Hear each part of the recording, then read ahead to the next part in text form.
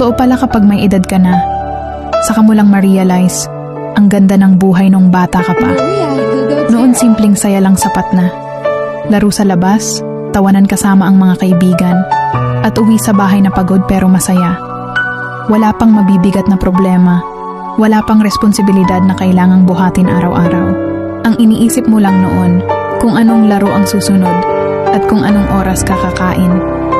Pero habang tumatanda tayo, saka natin naiintindihan na hindi pala madali ang buhay. May mga pangarap kang kailangan ipaglaban, may pamilya kang gustong bigyan ng magandang kinabukasan.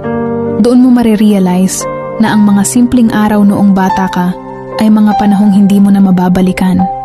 Pero pwede mong gawing inspirasyon para mas lumaban.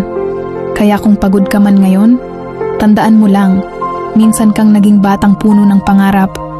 At hanggang ngayon nasa iyo pa rin ang lakas na iyon para ipagpatuloy ang laban sa buhay.